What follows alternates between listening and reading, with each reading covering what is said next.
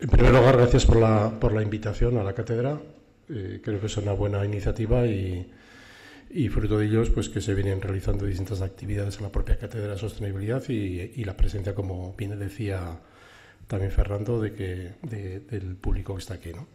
Yo lo que quiero es compartir con vosotros o repasar con vosotros algo que creo que ya sabemos, pero que conviene matizar de cara a lo que estamos, ¿no? Que es cómo mejorar o intentar mejorar la gestión de los residuos en los polígonos.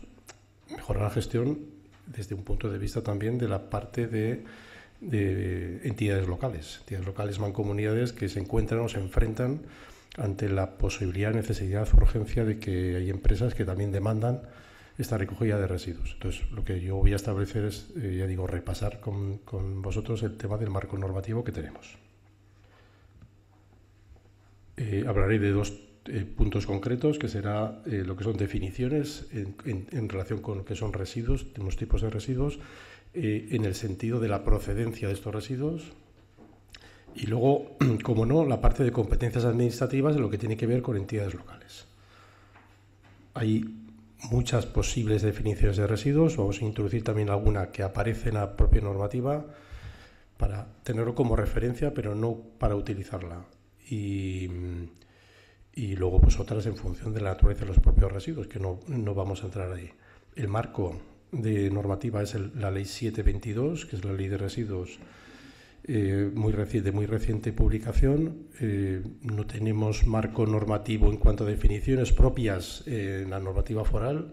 Hay alguna cosa puntual en la Ley Foral 1418 que sí que habla en la parte de suelos, pero no en lo que son definiciones propias de los residuos. Por lo tanto, nuestro marco normativo va a ser directamente la propia Ley 722. En primer lugar, tenemos lo que son residuos de competencia local. Esto es muy importante a la hora de definir, y aparece así descrito en el artículo 2 de definiciones, que son aquellos residuos que son gestionados directamente por las entidades locales. Esa gestión directa, ya el propio artículo hace referencia al artículo 12.5, que es el que luego vamos a abordar como punto 2 de competencias administrativas, en particular de las competencias de las entidades locales. Por lo tanto, entronca directamente con esas competencias, ¿no? Lo dejamos ahí, es ya digo, una serie de residuos que son gestionados por las entidades locales, y veremos por qué son gestionados por ellas y cómo tienen que hacerlo. El que nos vamos a centrar es en la definición de residuos domésticos. Ha habido pequeñas variaciones, pero pequeñas importantes variaciones en la propia definición que tiene la ley respecto a la ley 1098 y que, perdón, la del año 98 y las anteriores que hablaban de lo que es el residuo doméstico y dejaba un poco en el aire cómo hacer esta gestión por parte de las entidades locales. En nuestro caso, como residuo peligroso, el núcleo principal como residuo doméstico, perdón, el núcleo principal son todos aquellos residuos peligrosos o no que se generan en los hogares como consecuencia de esa actividad propia doméstica del hogar. Ese es el núcleo principal de lo que es un residuo doméstico. Pero ya digo, en normativas anteriores y en la propia normativa actual, lo que se incluye es todos aquellos residuos que, por su composición o cantidad, se pueden asimilar a los anteriores, generados en dos tipos de actividades: todo el bloque de servicios y el bloque de industria. Por lo tanto, sí se consideran como domésticos todos aquellos que se generen principalmente en los hogares, pero además, como digo, en servicios e industria, ¿vale? Y introduce un matiz importante esta normativa, reforzando el hecho de que estos residuos que se generen en las industrias o servicios tienen que ser como consecuencia o no tienen que ser como consecuencia de la actividad principal de la industria. Esto es muy importante y esto es lo que yo creo que marca un poco la pauta de trabajo para un poco el foro que estamos aquí y lo que venimos trabajando ya desde hace años en el propio plan de residuos y en las normativas adicionales que se vienen haciendo en las reuniones con el propio consorcio, con mancomunidades, etcétera, ¿no? Es decir, que consideramos que son aquellos que por su composición y cantidad son similares a los que se producen en los hogares. Es decir, que una empresa produce residuos y son fruto de su propia actividad principal o complementaria en el sentido de que puede ser por limpieza, por mantenimiento, etcétera. Luego lo veremos qué es esto, ¿no? Y por lo tanto, aquí ya se abre clara esta diferenciación de qué puede, a qué puede acometer una entidad local, ¿no? No puede acometer directamente como tal los residuos propios de la industria. Otra cosa es que una entidad local o supramunicipal pueda decidir pues, que sale al mercado y sale como otro gestor de residuos en competencia directa con ese gestor de residuos y realiza actividades de gestión propias. Esto ya lo venimos viendo, por ejemplo, en vertederos que tienen el titular es una mancomunidad o una empresa pública directamente, o una empresa privada directamente relacionada con la propia mancomunidad y que están gestionando residuos tanto domésticos como residuos industriales. Es decir, esa actividad de gestión en un vertedero cuyo titular es una empresa, es una mancomunidad, una entidad local, sí que está recibiendo residuos también industriales. Por lo tanto, esa mancomunidad se ha lanzado a estar en competencia directa con otros gestores que están gestionando de la misma manera, bajo una base privada, residuos de otra naturaleza que no son los propios domésticos, ¿no? Si solo es en la parte de lo que es la propia entidad local, ya digo, estarían excluidos aquellos residuos propios de las actividades industriales. Además de los que hemos dicho, es decir, residuos generados en los hogares propios de esa actividad, de la actividad doméstica, también aparecen y citan la normativa los propios de los hogares y da algunos ejemplos. Esta es una lista no exhaustiva, que quiere decir que pueden aparecer otros residuos que no están en esa lista, pero que, bueno, que pueden estar aquí. Por ejemplo, y lo cita expresamente, lo que son aceites de cocina, todo el bloque de aparatos eléctricos y electrónicos, residuos de aparatos eléctricos y electrónicos, el tema textil, pilas, acumuladores, todos los voluminosos como muebles, enseres, colchones, etcétera, y también los residuos de construcción y demolición que provienen de obras menores. Es decir, esta definición de obras menores aparece descrita en el Decreto 23/2011, también aparecía en el Real Decreto 105/2008, referidos a obras que, aun teniendo necesidad de licencia, no necesitan proyecto. Esto lo simplifico mucho, pero igual habría que introducir algún matiz y los ayuntamientos igual introducen matices en ese sentido. Pero esto se considera también que son residuos domésticos. Ya digo, toda la parte de descripción lo que hace es recoger algunos de los ejemplos que podemos encontrar en los propios hogares y en otras actividades, como decía antes, de servicios o de industria.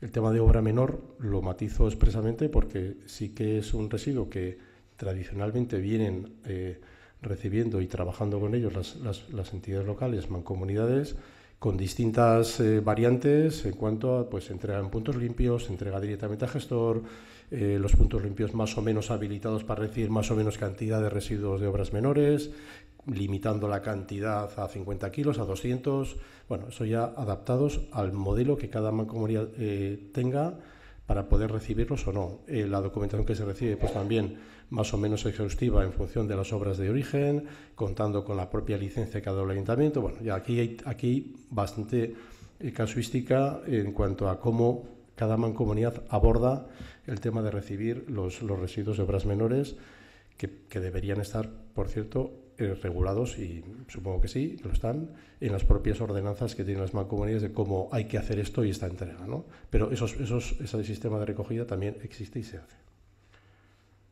Esto en algunos casos provoca problemas, ¿no? Problemas por la propia tipología de estos residuos de construcción en los que realmente pues, el volumen que tienen y la variabilidad pues también a veces puede incluso distorsionar lo que es la recogida, por ejemplo, en puntos limpios, y hay que limitar muy bien cómo se hace, qué se hace y cómo se hace.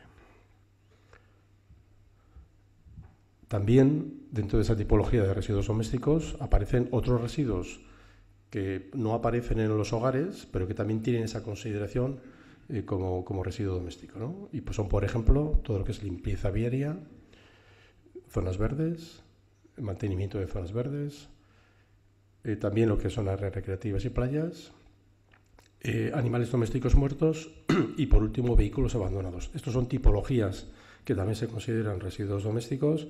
En algunos casos, para poderlo considerar como tal, requiere de algún trámite administrativo, como puede ser el caso de los vehículos abandonados, donde aparece un vehículo abandonado en la calle dentro de un entorno municipal, y entonces lo que hay que hacer es buscar propietarios, si no se encuentra habrá que publicarlo en el boletín. Bueno, hay una serie de trámites administrativos hasta que se llega a decidir que efectivamente esto es un residuo, un vehículo abandonado, y por lo tal adquiere entonces la consideración de residuo doméstico, pasa a ser ya de competencia municipal y llevar a la gestión pues que tenga que llevar a gestor autorizado, centro de tratamiento, etcétera. Pero bueno, estos también es el último bloque que aparecen como la consideración de residuo doméstico. Por lo tanto, repasamos el tema de lo que se produce en los hogares. Hay una tipología concreta de lo que se produce. Decimos que también en función de su composición y cantidad procedente de obras de servicios y de empresas, y nunca derivadas de su actividad principal como tal empresa. Claro, si hablamos de domésticos, también tenemos que decir ¿y qué son los residuos industriales? Que digamos estarían en oposición a esta definición de doméstico. El propio artículo 2 define qué es residuo doméstico, qué es residuo industrial, y nos habla de pues, todos aquellos procesos productivos que tienen que ver con el sector C, que lo tenéis a la derecha, dentro del bloque del Catálogo Nacional de Actividades Económicas, que provienen desde códigos 10 hasta el 33. Ahí entran todo el sector C de manufactura, donde entran pues, muchas actividades. Lo tenéis ordenado ahí en función de la tipología de las propias actividades. Está ordenado, ya digo, desde el 10 hasta el 33, y en filas las propias actividades ya adaptadas. ¿Por qué he puesto esto? Porque los residuos industriales que proceden de estos procesos y que se consideran que esa actividad industrial lo genera, son los que aparecen en el Plan Estatal de Residuos, que por cierto está ahora en revisión y se prevé que se apruebe en breve el plan estatal, y ahí lo que hace es introducir una clasificación en función de la procedencia de las actividades industriales, que nos puede ayudar a la hora de decidir si los residuos que provienen de una actividad y que se están posiblemente o no gestionando por la entidad local pueden o no tener esa consideración de industrial en función de la procedencia de la propia actividad industrial que tiene la industria.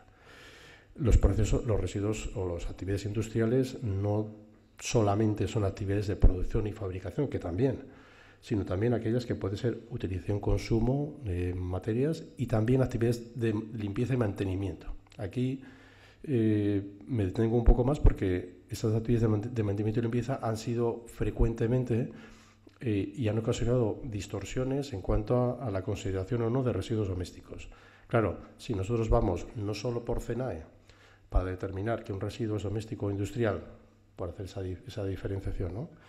Y vemos que parece que aparece muy claro que está en el sector C del catálogo nacional, pero la empresa nos dice, no, es que yo tengo un código 20, el código de capítulo 20 del código LER, entendemos que es un capítulo de residuo doméstico. Entonces, lo que sí hemos detectado hace mucho tiempo es que efectivamente había habido una asignación, culpa de todos, no digo que sea solo de la empresa, sino también el propio departamento ha podido asignar habitualmente o tradicionalmente residuos con un código que seguro que conocéis casi todos, que es el 200301.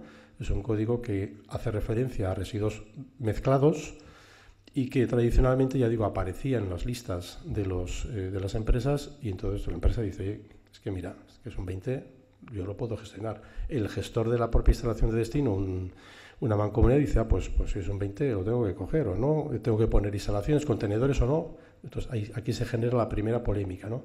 Entonces deciros que efectivamente hay una mala asignación de estos códigos por parte del residuo que aparece en el listado de residuos generados por la empresa y que debería desaparecer. El criterio que tenemos actualmente es que los residuos industriales que generan una industria de la naturaleza que sea, digo desde el 10 hasta el 33, aparecerán siempre en su listado de residuos producidos, que podéis consultar si una empresa está dado de alta o no como productor en el registro de producción y gestión de residuos de Navarra, y entonces esos residuos nunca deberían ser de código 20.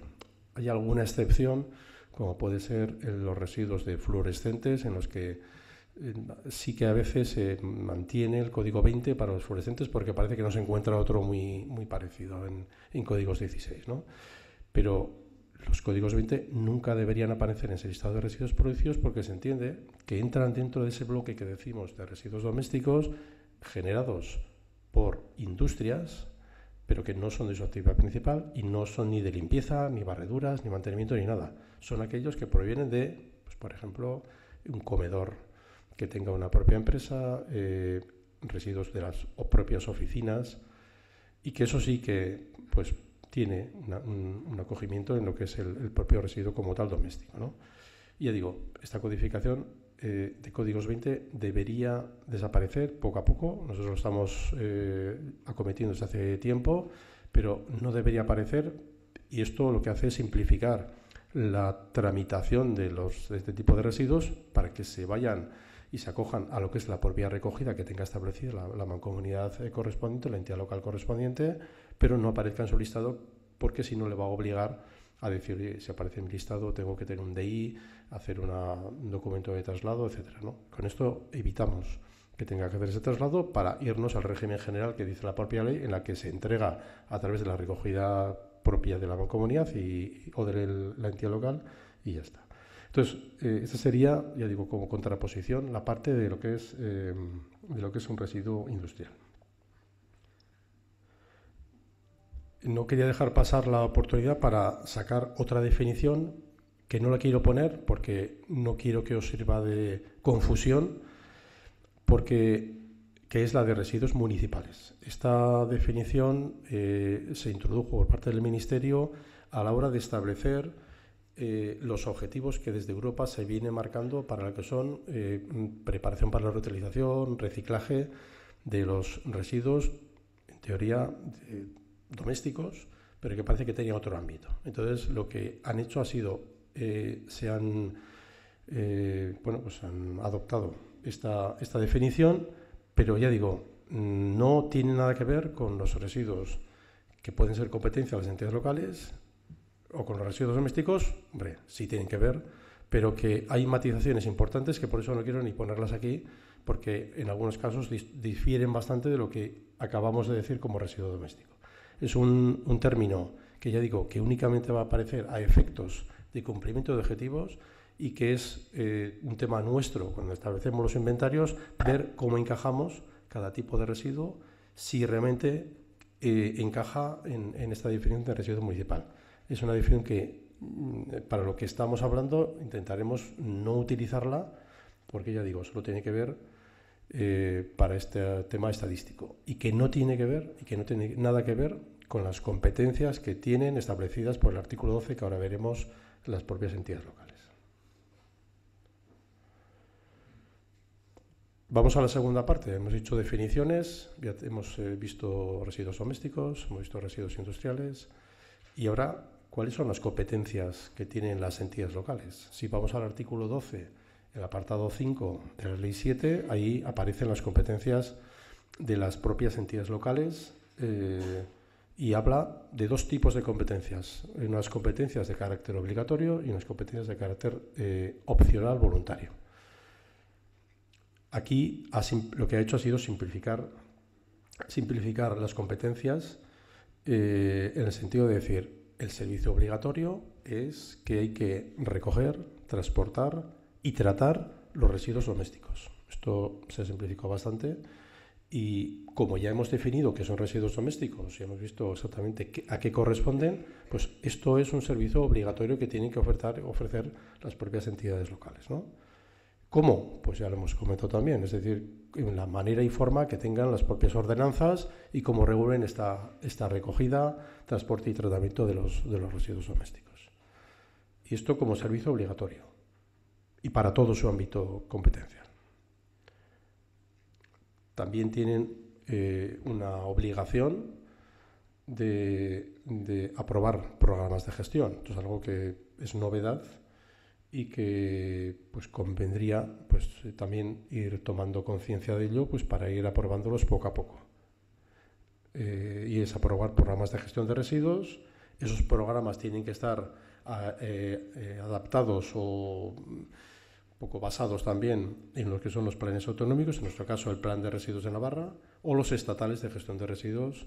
Ahora mismo está el plan estatal en marcha también y se está modificando.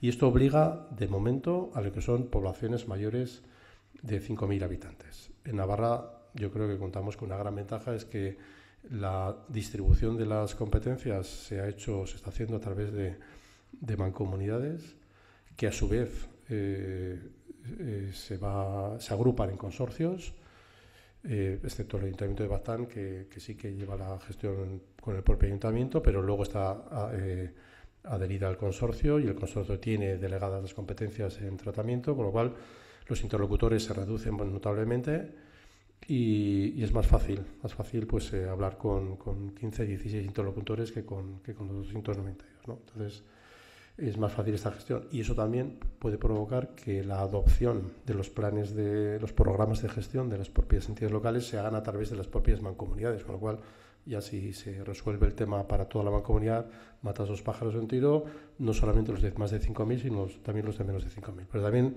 es algo que también hay que tener en cuenta e interiorizar, que es necesario aprobar estos programas. Y por último, obligatorio también es trabajar con la información. Esto ya se viene haciendo, las mancomunidades cada vez más tienen información en cuanto a qué son sus obligaciones, cómo suministrarla a las comunidades autónomas. En el caso de las mancomunidades y lo que nosotros trabajamos, hay una memoria anual que elaboran las mancomunidades, entidades locales, a través de una página web que tenemos habilitada, donde dicen anualmente la cantidad de residuos que están gestionando, recogidas, tratamientos, etcétera. Esto es algo que por lo menos en la parte que nos toca en Navarra, desde luego sí que lo están cumpliendo con satisfacción, ¿no? Y luego una muy importante, que también está saliendo incluso en prensa estos días, es el tema de la vigilancia e inspección y también esa potestad sancionadora en cuanto al ámbito de sus competencias, ¿no? ¿Qué está pasando? Pues se hace la recogida, se hace correctamente, no se hace correctamente, hay bolseo, no hay bolseo, los residuos se abandonan junto a los contenedores en malas condiciones, no se hace el procedimiento que establecen las ordenanzas. Bueno, pues esta potestad también de vigilancia e inspección también es algo que corresponde a las propias entidades locales, ¿no? Incluso la sancionadora. Y luego, otra segunda nivel de intervención en cuanto a competencia es una posibilidad, una opción optativa de no obligatoriedad, pero que puede estar contemplado en sus ordenanzas, en las que pueden, de alguna manera, las mancomunidades, ¿qué pueden hacer? Pues, hombre, pueden elaborar estrategias de economía circular y programas para poblaciones inferiores, programas de gestión de su competencia, es decir, que hemos dicho que era obligatorio a partir de 5.000 y pueden opcionalmente hacerlo con menos de 5.000. Es posible hacerlo. También pueden opcionalmente gestionar los residuos comerciales no peligrosos. Esto es también una variación que ha habido con la normativa anterior. Como ya hemos retirado los residuos industriales que no corresponden con la TP principal, diciendo que son residuos domésticos, no se habla de esto ha desaparecido, y lo único que quedan aquí, en esa parte opcional, son la parte de los residuos comerciales, ese sector servicios que genera residuos que no se asimilan a residuos domésticos y que pueden, si lo desean, y yo creo que muchas o todas, creo que se está haciendo a través de las ordenanzas ya, hacer esta recogida en comercios, siempre que voluntariamente pues decidan adherir o no adherir. Los propios comercios podría ser que voluntariamente decían que no quieren entrar porque tienen gestión propia, la hacen centralizada, o grandes establecimientos igual deciden hacer una recogida mancomunada, y entonces pues bueno, ellos lo pueden hacer en virtud de lo que dice la propia Ley 7, el artículo 20, cuáles son las obligaciones de los productores. Por lo tanto, ya digo, esto es un tema opcional que pueden decidir o no hacerlo. Y luego aparecen una serie de obligaciones que, bueno, aquí nos podemos detener menos porque también pueden las ordenanzas, aunque está en la normativa, pueden obligar a los productores a determinar que algunos determinados residuos, especialmente, pues, por ejemplo, peligrosos, algunos residuos que se requieran de una especial dificultad en su gestión, pueden adoptar medidas o obligar a adoptar medidas para que se depositen adecuadamente. Esto pasa tal vez, por ejemplo, en puntos limpios, de cómo recogerlo, o lo que son casetas de reciclaje, lo que son áreas de aportación. Bueno, aquí ya se pueden las propias ordenanzas matizar cómo se hace esta recogida de los residuos peligrosos domésticos, residuos especiales, que algunas veces también se nombran, y que es necesario pues depositarlos de una determinada manera. Esto también lo contempla como posibilidad que deja para las propias entidades locales. Y por último también se cita que efectivamente esto es algo que ya en Navarra, ya lo acabo de citar, se viene haciendo. Esta gestión se puede hacer directamente o a través de entidades agrupadas, asociadas. Como digo, en el caso de Navarra tenemos la Mancomunidad de la Comarca de Pamplona y tenemos el propio consorcio de residuos que agrupa el resto de mancomunidades y entidades locales, ¿no? Esto también se está haciendo en Navarra y, como digo, creo que es una buena iniciativa a la hora de simplificar la tramitación, de dotar de medios de una manera más fácil. No es fácil ni mucho menos, pero de alguna manera simplifica la posibilidad de que no sea cada ayuntamiento el que tenga que acometer la propia recogida de residuos, tratamiento, etcétera, sino que se haga a través de las agrupación de entidades. Y en este caso, ya digo, el consorcio que lleva una trayectoria larga de gestión de residuos y encargándose de lo que es el propio tratamiento de los residuos, desde los puntos limpios hasta lo que son las plantas de tratamiento. Y esto es todo lo que quería comentaros. Este sería el marco en el que nos movemos. No sé si se contestan preguntas ahora o cómo es la mecánica.